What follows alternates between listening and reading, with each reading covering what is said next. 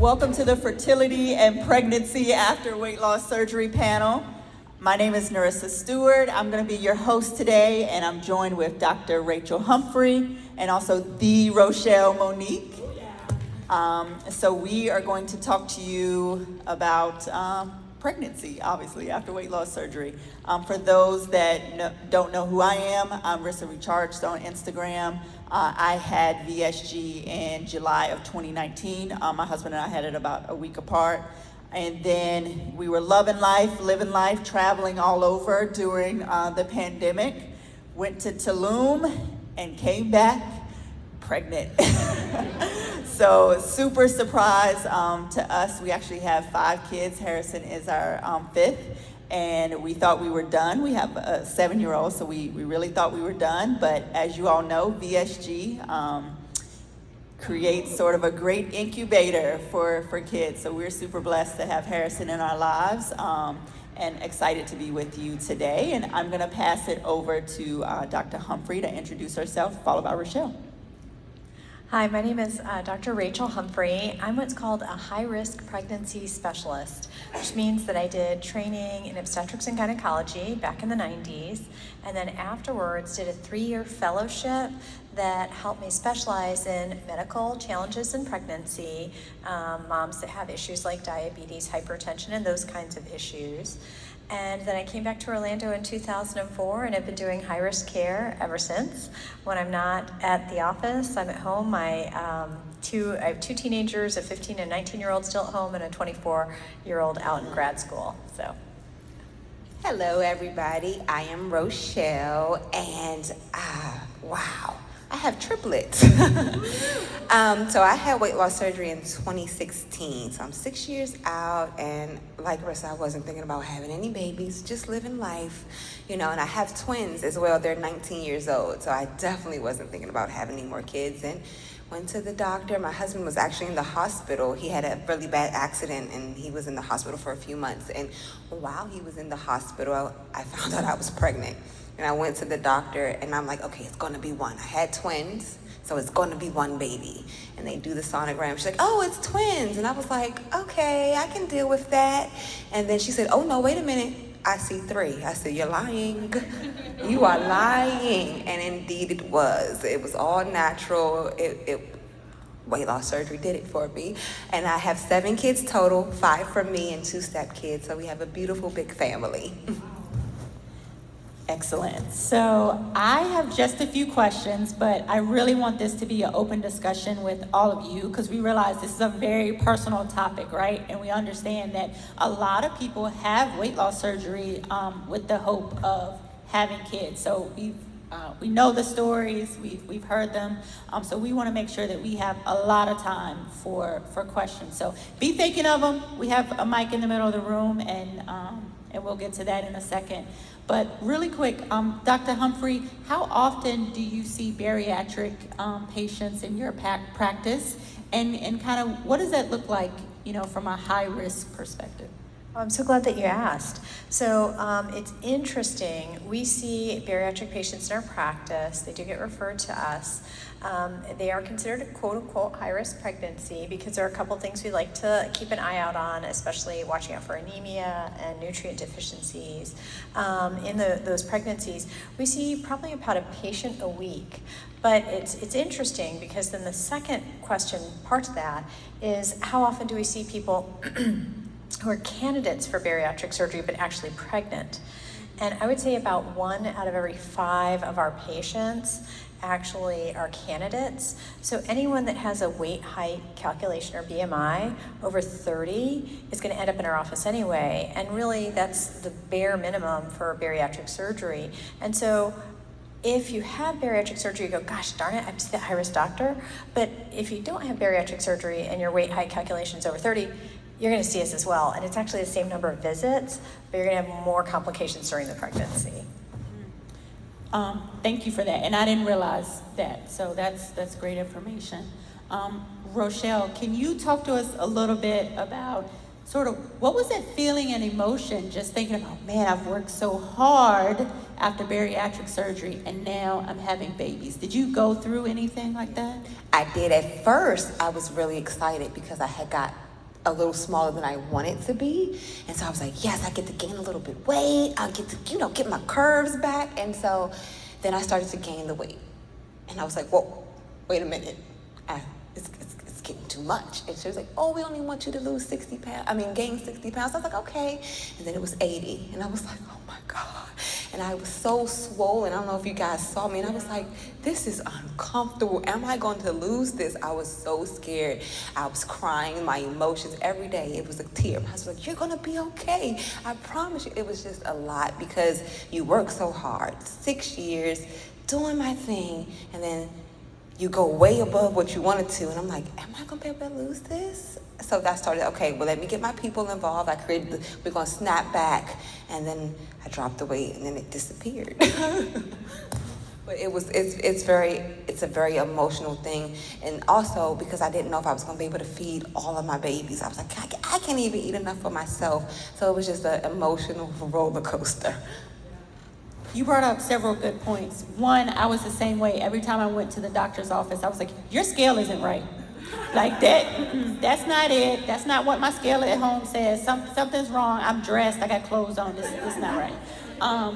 But at the same time, I love what you said about like being able to feed all the babies. Now, honestly, I just had one, so I don't know that. But I remember my doctor saying that I really only needed to increase about 300 to 400 more calories. Because what do we hear? You need to eat for 2, right? Which is a total myth. Doctor, can you tell us about that? Yes, absolutely. You're totally right. You're not eating for 2 during pregnancy. So it is about 300 extra calories. Those calories also should include proteins as a big part of it. So very, very healthy for you to do. And then for my patients that have had actual bypass surgery, making sure you stay on your bariatric supplement. It is so easy to get those vitamin deficiencies. And one of the most common, I would say almost a third of my bypass patients that come to me were told inaccurately by their OBGYN or by other people, stop your supplements when you're pregnant. I'm like, no, you need them. The babies need them. Yeah, because I had to have a blood transfusion because my anemia was so low. So please take your supplements. And I was going to ask you, Rochelle, was there any scary parts or can you think of what was the best advice that your medical team gave you while you were pregnant? I had a team of like 12 people. I was seeing so many people, and they told me because I was freaking out, like I said, they told me to relax and just make sure, because my eating was the biggest thing.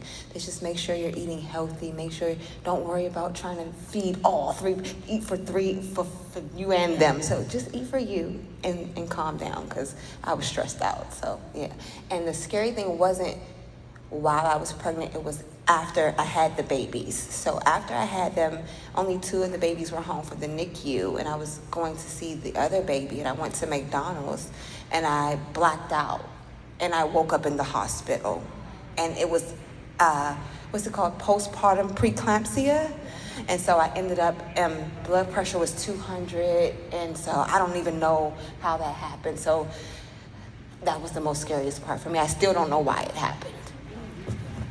Actually, it's interesting that the preeclampsia piece, it's very common with triplets and with twins, and most of the time, about 90% of the time, it's before you deliver, but about 1 in 10, it's after you deliver, which is really crazy because it usually hits people, they're blindsided by it because they're just not on their radar.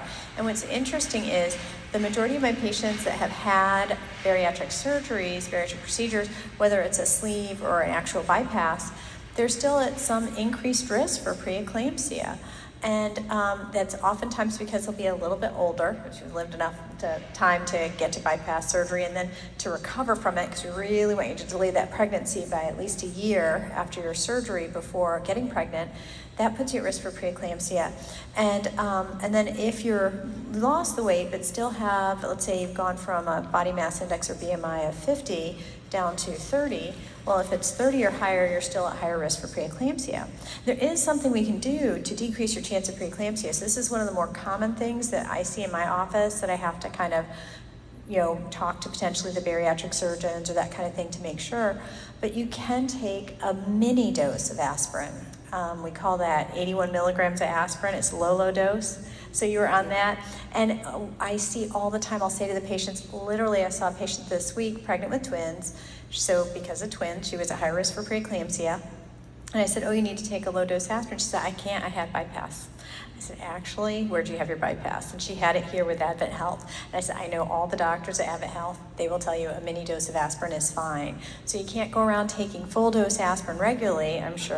Well, actually, we've actually updated that. Yeah. So you can take full dose aspirin now, and you can take anti-inflammatory meds occasionally afterwards. And if it's going to be more regular, you have to just utilize a PPI or something to protect the lining of the stomach as well. But the one big thing that everybody always worries, what can I eat after, or what medications can I take and cannot take? The one big one that you need to make sure that you tell your bariatric surgeon if you're taking is prednisone by mouth. By mouth steroids is something that can really interrupt the lining, and it can ultimately cause you to have an ulceration, which can even perforate and result in another operation. It can be very scary. So prednisone's the big one, but the aspirin actually we've allowed up to go right back to the 325. So That's great. Yeah. Thank you, Dr. Dovek. Yeah, they had me on baby aspirin. a proton pump inhibitor is something like Protonix or Nexium or Prilosec, something that's like an antacid that helps to keep the acid levels down. Typically used for acid reflux. You can use that in conjunction, and you can also add something to coat the lining in the stomach, like Carafate, which you would have to take 4 times a day if you were really needing to be on some of these medications. Thank you. No, it's good to take Prilosec, but not And I wanted to ask you, now that we're on the topic of what to take, I'm very curious when you were talking about absolutely the critical importance of the supplements. What specifically do you recommend? And I'll tell you what we recommend and see hopefully we match up here. Right, so it's so funny because I would actually love to know what you recommend. What I usually do, so we have actually a list, it's part of our EMR system, of exactly how much people are supposed to be getting in terms of things like calcium, zinc, vitamin D, B1, B12, folic acid, iron. So we literally ask them what prenatal vitamin they're on and what that they're already tolerating. And we literally look at what's in that prenatal vitamin, and then I always tell them what they need to take in addition to that. So, but I wish there were, and patients will often say, was there one pill if I've had bariatric surgery and I'm pregnant? And I don't know of any one pill that covers everything that they need. So I was like, nah, I'm sorry, we're gonna just up your vitamin D a little bit, and you're gonna need to take some extra iron. A lot of times people will do the chewable prenatals, and they don't have any iron, so we'll often have to supplement that extra. So what we recommend is you actually take one bariatric specific multivitamin and at the same time one prenatal. Because all of you should be taking 2 multivitamins, whether you're trying to get pregnant or not. Right. They need to critically have the iron, thiamine, which is vitamin B1, and folic acid. A vitamin B1 deficiency can cause something called dry beriberi.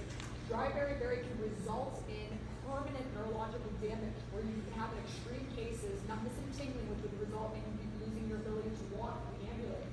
And with the baby taking it out of you, you need to be very, very, very careful.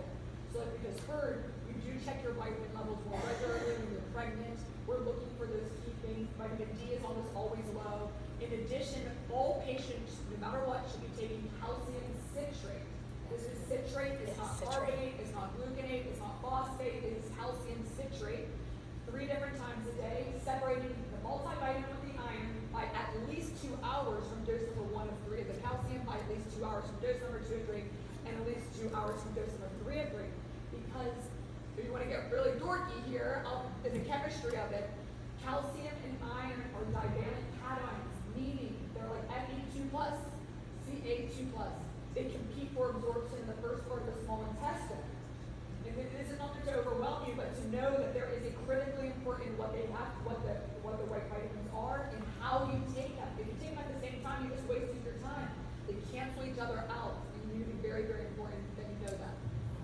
Thank you. Yep.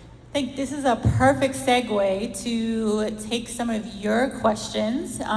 So if you want, you can scream it out from where you are, but there's also a mic in the middle of the room too. Here we go. Can I ask them all at once? I have several. We'll just make it happen. We got time. Okay.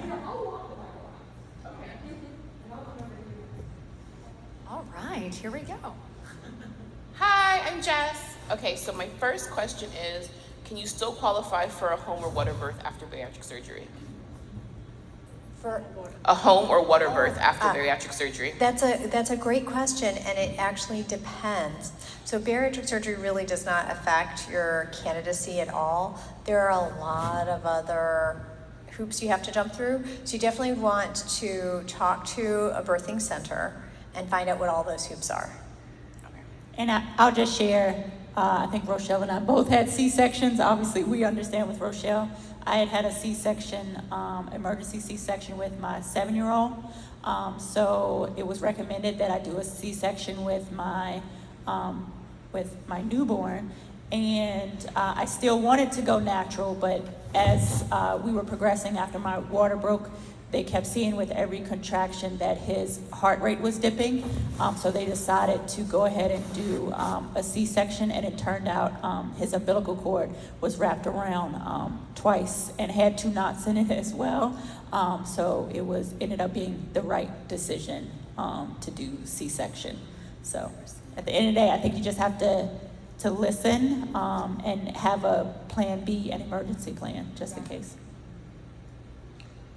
Are there any additional risk factors or comorbidities to be aware of? So I just had a baby. She's 1, well, not just, she's 1. And I was scheduled for a home birth, but I carried to 41 and 6, and that's iffy here in Florida, so I was transferred. So I did qualify, but I do have other things. Are there any things that may be increased that I should be aware of as far as post-bariatric surgery and being pregnant? So I think the biggest issue is, of course, you have to wait. So after you have the bariatric surgery, you have to wait at least a year. And there's the largest study looking at bariatric surgery and pregnancy showed that the absolute best outcomes were actually at 2 years after bariatric surgery, not 1 year after bariatric. They're pretty good at 1, but they're actually even better at 2 years after. So for me, that's sort of the biggest inconvenience reproductively with the bariatric surgery, is that big delay. But otherwise, you're less likely to have blood pressure problems, you're less likely to have diabetes, your baby is not at any increased risk for growth problems, and you're actually less likely to have an oversized baby. So there's a lot of benefit. So if someone asked me if I had a patient that was 2 years post-bariatric surgery and was pregnant, even if you could time machine her back to 2 years younger, when she qualified for bariatric surgery, I will always see less complications in the woman that's had the bariatric surgery than the woman who has not. What about if you're advanced maternal age? So I turned 35 while I was pregnant with my first. I'm 38. I had my baby last year. It was 16 months after bariatric surgery, and I had less complications. It's very, very, very smooth. My first pregnancy, my ankle swelled up so bad I could hardly walk. So I kept looking for that, thinking that this was going to happen, and it didn't.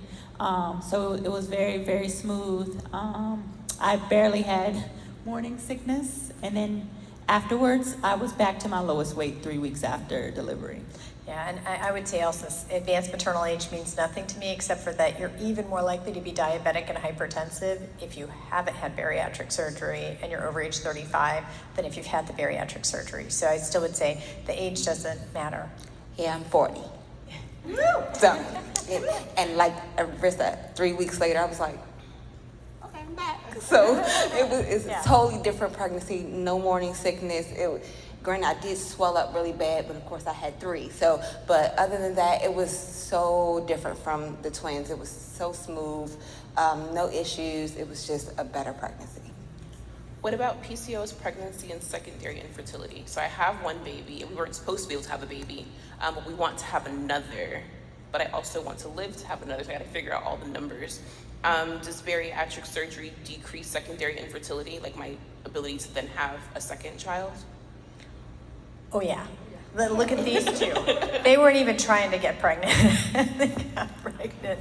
So I see all of the time patients, unfortunately, that don't quite get their year after bariatric surgery because they'll have gone 10, 15 years never needed birth control, never got pregnant, even gone through infertility. I've had a patient who was post-bariatric surgery who was told by a reproductive doctor she would never get pregnant on her own, that she needed to adopt or use donor embryos or whatever, and they get the surgery and they get pregnant. It's just a complete surprise. So it definitely corrects for things like PCOS, metabolic issues. So it's crazy to think about, but all that adipose tissue is actually an endocrine organ. And the endocrine organs can overact and make you diabetic, or you can get rid of it. It's almost like getting rid of that organ by shrinking it down so much. So What it is definitely adipose helps. tissue? Adipose tissue is fat tissue. Yep, all of that is an endocrine organ essentially. I'll say this, I had irregular cycles my entire life from high school on, but after bariatric surgery, they're regular, hence why I got pregnant, because even with my 7-year-old, we took Fertility in order to regulate my cycles and got pregnant then. So we needed assistance the first time. Same here with me. Had issues with my cycles post-bariatric, and it literally would go like 2-3 months, no period. And then after surgery, regular, no issues, no problems, just perfect. My last question. So after I lost my baby, I was down like 60 pounds for like 20 weeks, and I had a spike. My doctors were like, well, if you just stop nursing, you're gonna be fine, which I don't believe. But do people postpartum, post-bariatric surgery still have like those very large spikes in weight gains? I think gaining a ton after you're done breastfeeding. Well, for me, no, but my breastfeeding journey wasn't very long, so I can't, but I didn't have any spikes. No, I breastfed for about, for 9 months, so for 8 months. He's 9 months now, so far so good. Thank you guys. And it's funny, with that question, I do have a question about the breastfeeding. Does bariatric surgery, because my milk, it was so hard to produce milk, and I didn't have that problem with twins, and I'm like, is it, and I talked to someone else and she had the same issue post-bariatric, so I'm like, is that an issue that can happen? Not one that I've seen, but I think that it is possible. There are some co-founders. We know that if a mom has bad preeclampsia, that messes things up too. So it may have been that for for you, yeah. Thanks for all your questions, Jess. That is interesting about the breastfeeding. And for my 3 kids, I breastfed all 3 of them, and I was an exclusive pumper. And I always wondered in terms of weight gain, weight loss. Some people say the breastfeeding, you burn more calories, you'll lose it, and then once you stop breastfeeding, you gain the weight. But then some people say that you're kind of like retaining it, you gain weight, and once you stop breastfeeding, you'll lose weight. What are your thoughts on that? No, there's usually about 5 to 10 pounds that you can potentially lose after you stop breastfeeding, because your body does retain a little bit of extra weight while you're breastfeeding. So my situation is kind of different. I'm a lesbian, so I had surgery in March, and I do plan on going through treatments literally at my mark. I want to start. So I was just considering, what types of treatments do you think, or what things should I do before treatment to prepare to go through this process? So that's a great question. So we have a lot of what we call SSC, or same-sex couples that get pregnant, and there are a couple different ways to do that. So one way that I'll see maybe a minority of my patients is that they actually will get pregnant the old-fashioned way with a partner that they've selected out, a male partner, to provide sperm. And then I have a number of patients that also will go through and they'll do what's called a insemination procedure at an infertility office. So they'll select out the sperm donor based on certain criteria, or select out someone that they know that they want to have a baby with based on that man's characteristics, and he'll donate at that fertility center. And then they'll go through the insemination procedure. Both of those are extremely low-risk things to do. In other words, you're going to do really, really well. We tend to steer a little bit away from IVF, or in vitro fertilization, and it's fascinating, but it's when you take an egg, you put a needle in mom's belly after you give her drugs to make her ovaries make tons of eggs, you suck out those eggs, You get sperm, and you actually mix them in a test tube, so they call them test tube babies. And that makes embryos, and they typically will freeze those embryos and wait a month, because all the hormones they had to give to get the mom to make lots of eggs also means the lining isn't very good on the uterus. So they'll wait for mom to build a new lining. They may give her some extra meds for that. And then about a month later, they'll thaw, an embryo or two and put them back in. And that whole process, for some reason, isn't quite so healthy for the embryos, so that you're a little more likely to have issues with pregnancy complications and birth defects and miscarriages when you go the IVF route. But for some people, there's no other route. But otherwise, I would say other things specifically, you said that you were 7 months out, was it? 6 months out. Oh, 6 weeks. Wow, good for you. So definitely being on all your vitamins, so that's huge.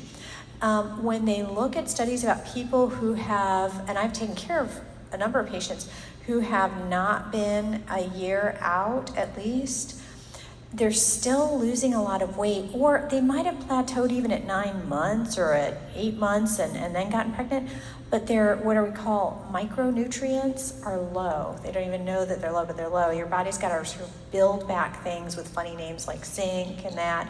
And so make sure to stay on your vitamin and not stop it for anything. Follow up. You should have a bariatric team that's taking care of you post-op and a nutritionist, and they'll check your levels a couple different times, and you want to make sure that your levels are good. If you do that and then wait at least another 10 and a half months to get yourself to the 12-month, and during that time, if you're going to go the route with the infertility doctors are really hard to get appointments with. They end up being very popular. And so I would actually 6 months before that point kind of get an appointment. They'll tell you they'll see you in 3 months, 4 months. You're like, well, that's okay, because I'm not wasting my time. I'm still not quite ready yet, so that you can get all the legwork done with them too. Yeah, good luck. Excellent. Where's the mic? Over here. Hi, bariatric therapist here. So my question is very mental health based. So a lot of us have this journey for our ultimate non-scale victory, which is to have a baby. So although I'm down 125 pounds, I'm not at my 1 year mark. I know, all of us. I'm not at my 1 year mark. And you're saying, although I'm down 125 pounds, I need to take a breath and I need to wait my 1 year mark, where I can achieve my non-scale victory with having really great sex, right? So how do you meet the client where they're at? How do you instill that we really need to wait? Well, actually, it's the reason that we think people need to wait is because the studies show consistently that when it's less than a year, the babies are more likely to be born preterm, they're more likely to spend time in the neonatal intensive care unit, and they're more likely to be growth restricted. And that's all just directly related to the mom's nutrition not being at the best. So even if they've reached that kind of plateau weight, they still have to build back all their micronutrients. So that's what we tell them about. So maybe Dr. Dovak, is this something that you talk to your patients about and really instill that? So I can only speak from my personal experience where I didn't have this communication. So this is another great question that I would love to ask you, in that, you're saying that if you can wait you're saying the magical time frame is the 2 year mark post-op. Is the lowest risk from the largest study, yeah. The lowest risk is 2 years post-op for when you should try to do it. Now, I have some patients who are really, they're over 40, and this is like last ditch effort. So okay, here we go. Hi, ladies.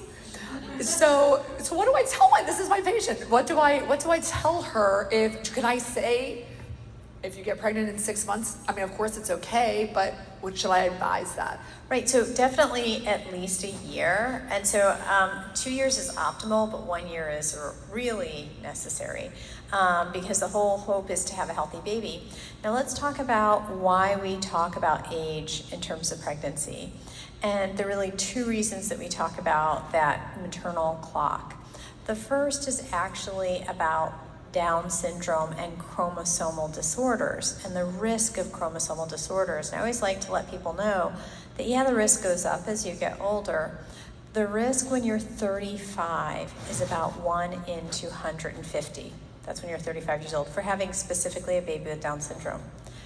At age 41, your risk is 1 in 100. So that went up, right? It more than doubled, but at 41, your risk is still only 1%.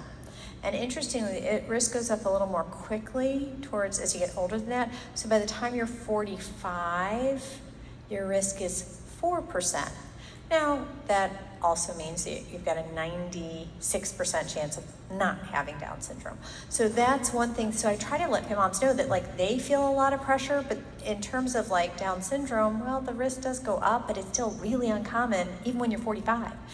The second thing is miscarriage risk. So miscarriage risk does go up with age as well.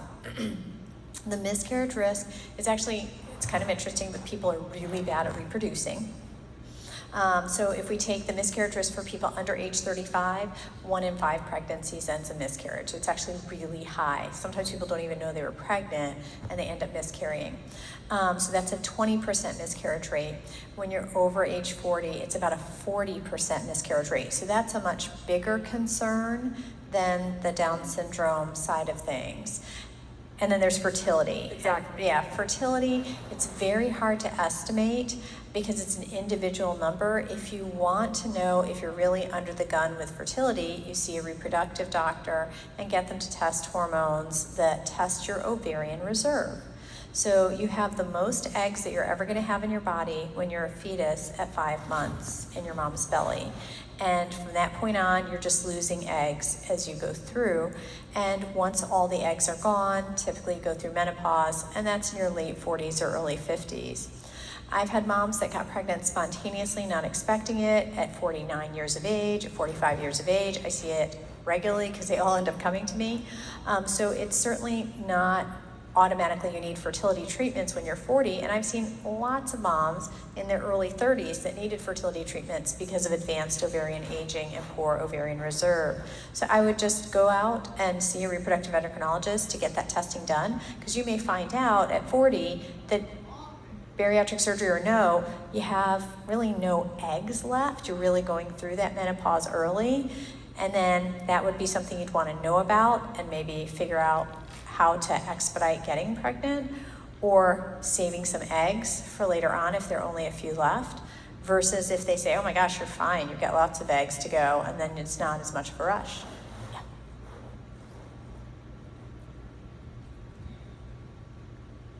So I am pre-op. I actually just found out that this helps PCOS like 6 days ago. And about this 2 days ago, we just showed up. But my question is, like the cart before the horse, right? So I was able to get pregnant at about 75 pounds heavier than I am now. I was able to like drop weight through like whole food eating, reducing my toxin load, all of those things, being very intentional about what it is that I do, how I do all of the things. How does one determine bariatric surgery before pregnancy or pregnancy before bariatric surgery safely? Because either way, I want to live. Like, that's really important to me. If I never have another kid, I want to live. So I think one of the bigger things that help me is if someone has in the past 5 years at a similar weight than they are now had an uncomplicated pregnancy. And if in the past 5 years at a similar weight than they currently are now, they've had an uncomplicated pregnancy, like, wait till after your next baby. But if someone in the past 5 years had a pregnancy where they had diabetes, preterm delivery because of blood pressure issues, preterm delivery because of even diabetes being uncontrolled, complications with the baby being very large or unhealthy, babies that were born that needed to spend extra time in the NICU because the baby themselves had very low sugars and were overly heavy. And those are things where I go, wow, those all could be improved by bariatric surgery. I'll just add too that I feel like even though I was 7 years older, because I had bariatric surgery and I was very active before getting pregnant, I stayed active. I was out walking miles, 5 to 6 miles a day while I was pregnant. I felt good. I felt light on my feet. It was a great experience just from that perspective. And I saw you out walking too. Absolutely. Like from that, I felt healthy. I actually didn't reach my lowest weight until the first the middle of the first trimester of being pregnant. I was probably 152 when I found out I was pregnant. I lost a few more pounds, hit 146. And then like started incremental gaining after that. I'm one of those people, I didn't lose 100 pounds at my year mark. I lost it after. So it was probably 3 to 4 months after where I hit like that low and then hit another low like while I was pregnant. So I personally just felt like really, really good. Same here. Like, you just have more energy. It's a totally different thing. Like out walking, and I wasn't doing any of that with the twins. I was just at home eating. So I just felt good. And even with the swelling, I still felt good. I was still up. I was swollen, but I felt good. I was just swollen. So it was just a better experience. So I would recommend waiting till after. My last question for this section, because I might have another one. What about if you've lost a lot of weight? So, like, I kept losing weight throughout my entire pregnancy. And they said I was hurting my baby because I had lost like 45 pounds while I was pregnant, but she was fine. Do people that have lost weight in previous pregnancies continue to lose weight in previous pregnancies? And is there a correlation between like my weight loss and my baby not being well? So interesting, your baby wasn't born healthy? Oh no, she was born fine. She was born 7 pounds, 15 Oh, ounces. she's Absolutely totally fine. normal. Yeah, okay. Yeah. But Just I checking. kept losing weight. And so they were like, something's wrong. And I was like, well, you told me I was too fat to have a baby before. Right. Now I'm losing weight, something's wrong. I just wanted to just ask if there's something that scientifically that Sure. I should be worried about. So that's a great question. So there's really 2 types of weight loss that I'll see in pregnancy that fit into this realm. So I have quite a number of patients who will come in, and when they're pregnant, it's beautiful because you know they're going to be amazing mothers, because they're like, all my life I've never cared about this, never cared about that. I'm pregnant, I'm going to start walking, I'm going to start eating right. No sodas. No soda, nothing. And it's amazing. And they will lose weight their entire pregnancy, but it's a gradual weight loss that occurs, and it's from healthy eating and healthy living. And in that category, I have no concern for the health of the baby. And I actually will put in my notes for those patients when I send back to their OB doctors. I'll be like, I've talked to this patient about her diet and exercise and her consistent weight loss. She is doing great. There is no need for concern, because OB doctors will be like, what are you doing losing weight? And it's okay if you're being healthy. On the flip side, I've had patients who have gotten pregnant even 2-3 months after the bariatric surgery. So I had one just in the last few months, maybe it was the past year, but she lost 50 pounds in the pregnancy, and but she had just had her bariatric surgery done. And it was very interesting because it was done in Mexico, and then she flew back, and sort of there was no follow-up. She wasn't on vitamins. It was just this whole big thing, which you go out of country and get these things done. And so for her, that was not a healthy weight loss. She couldn't eat. And there was issues. I think there might have been a stricture. I mean, it was just a mess. We couldn't take care of it during pregnancy, and so in case, her baby was really smaller than expected, and we ended up having to deliver early because of the size of the baby and low fluid as well. So in that case, I felt very clearly that kind of weight loss wasn't a healthy weight loss, but it wasn't from exercise and eating right, you know? And when you say 1 year, do you mean like you have your surgery on this day and then like 1 year later you start having sex again?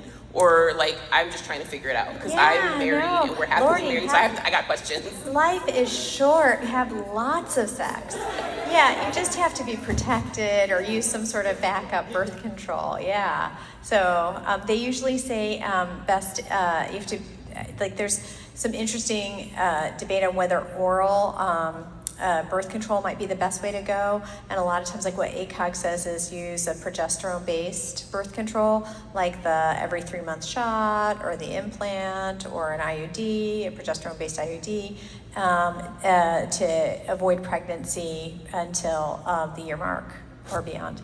It's so funny because after weight loss surgery, I got the implant because I didn't want to have a baby, and I kept it in for a long time, and I got it again, but it depleted my drive, and it was like right, and it was so funny because right after I went to get it taken out, she was like, so you're probably gonna get pregnant in December.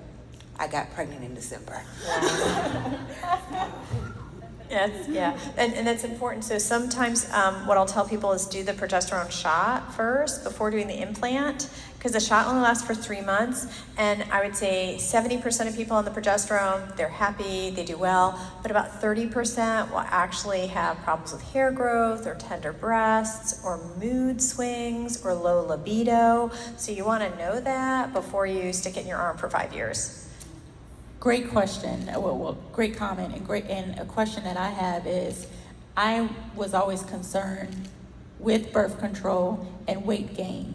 So, do you still recommend the shot if that's something that you're concerned about? So it's interesting because if we look at studies, they really debate whether there's any weight gain with the shot, which is kind of interesting to me. Because I hear from patients all the time, I went on the shot and I gained weight. And so I think that's so interesting because then the studies don't show that. So I don't know if it's because as you get older, maybe you're more likely to gain weight, and then the shot you're on it and you're getting older. But it's interesting, they actually have not shown it to be a big weight gain issue. So Oh, that's a relief. Hi, I have a lot of thoughts going on and I'm probably gonna cry. I'm an NICU nurse, so as I'm talking to you, all these different ideas are going through my head. Dr. Dovek did my surgery back in December, and when I talked to her and she asked me what my why was, it was to complete my family.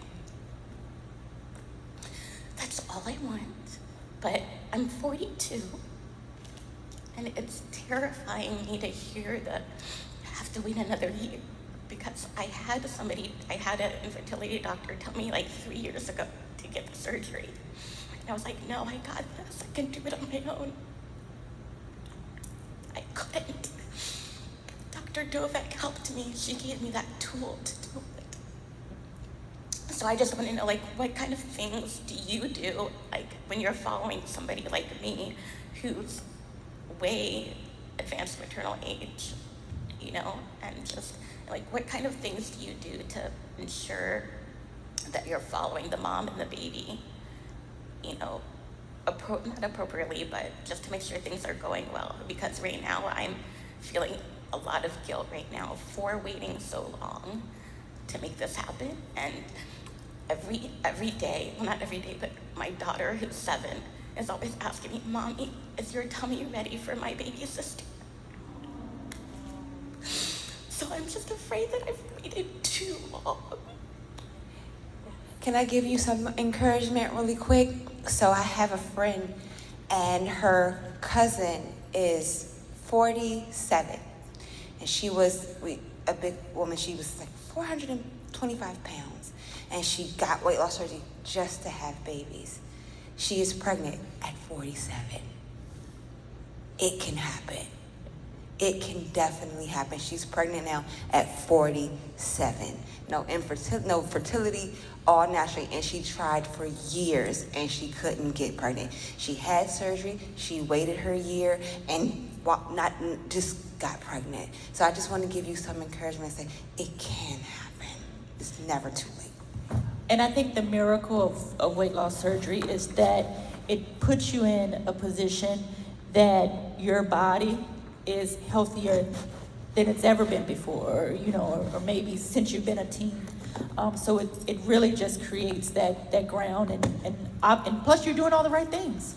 You're eating the right stuff, you're drinking the water, you're doing all those things that, we didn't do before this. So I think it just creates that perfect place for you. And in terms of when you're pregnant, you would think, okay, 42, I've taken care of 45-year-olds, I've taken care of 52-year-olds pregnant. So you think, oh, I'm going to see the high-risk doctor, I'm going to get a lot of ultrasounds.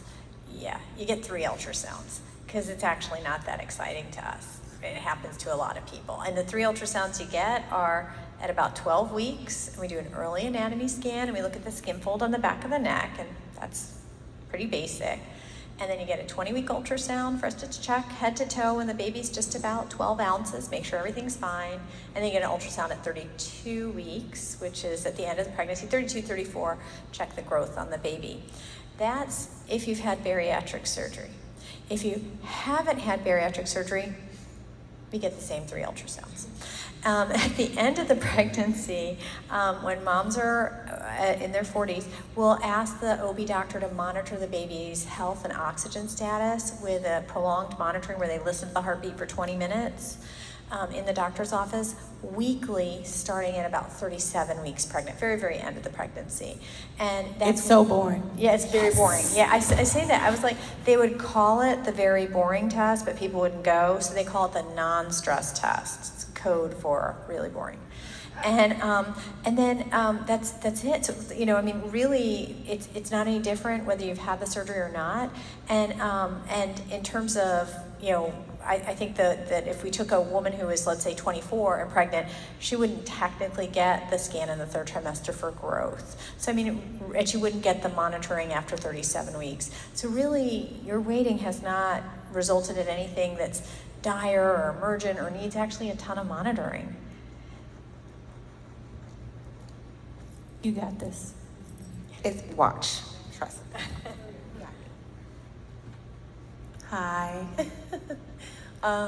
So I've had irregular periods from pretty young age, about age 11 up to my early 30s. It's been so bad that I had a cyst that actually destroyed one of my fallopian tubes, so I had that removed at age 14. I had a bariatric surgery in 2020 and lost a little over 120 pounds. So, so sitting here reflecting, and this is great. Thank you, by the way. It's very informative, and I appreciate you all. Knowing that I had bariatric surgery, I'm hearing that my risk for becoming pregnant could be great, but I have one fallopian tube. So my question is more around, you know, is my risk higher? Is the chance of getting pregnant better? So great question, if I can take that first. So it's very interesting because if you look at a textbook, you're going to think that there's two ovaries, kind of like two Nerf balls, and that your fallopian tubes are like two arms, and your ovaries like your body, and they're like this. Yeah. Right? But they're totally not.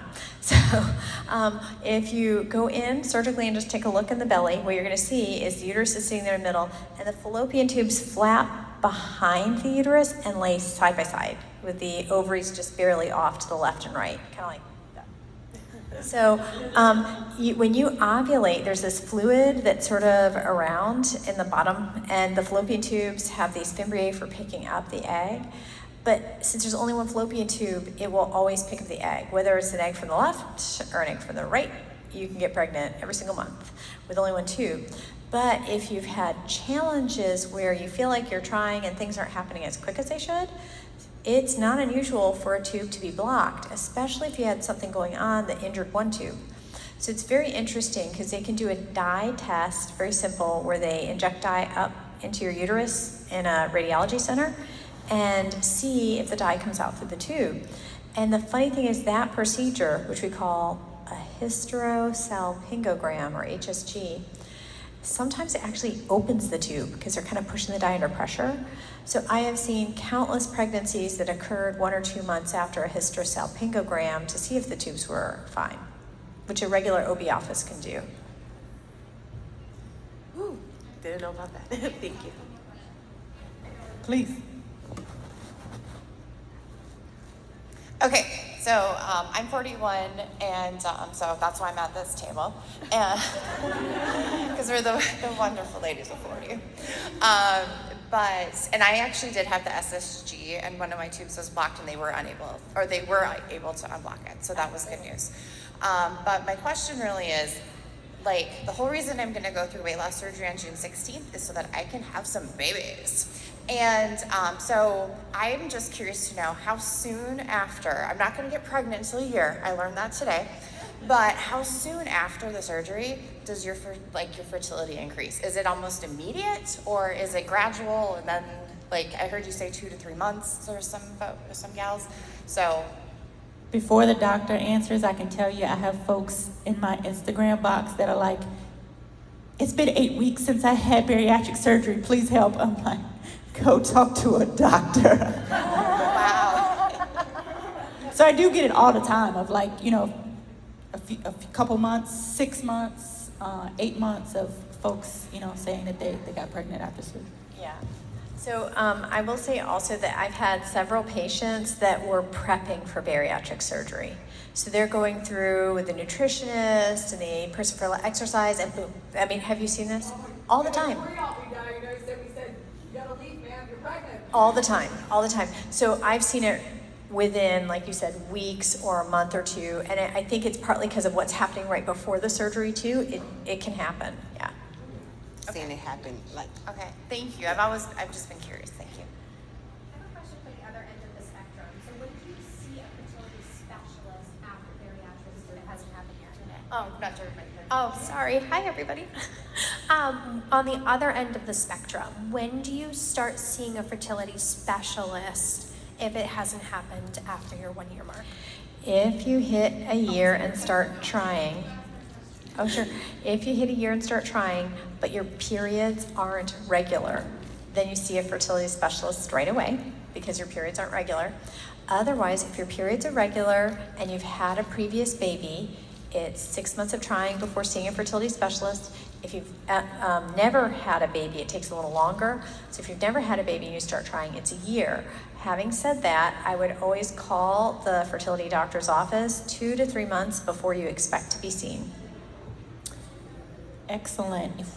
Did we have one last question? I know we're over, so we'll take one last question. Before we do, I'll say, if there's anything I can ever help you with, my IG handle is Rissa Recharged, RISSA Recharged. And then we have, yes, the Rochelle Monique, THEE Rochelle Monique. and Doctor, do you have any social media or anything? I don't. I'm so sad. I'm in my 50s, and I only have to find one of my teenagers to give me a handle. Sorry. You should. Yeah, so I'm kind of trying to wrap my head around needing birth control because I've been dealing with infertility for 7 years. So it's just, but when I was on birth control, the pill didn't work for me. The IUD gave me bleeding for 7 months straight. Can I do just barrier method, or would it have to be a hormonal birth control? Barriers are great if you use them right. They're fine. Okay.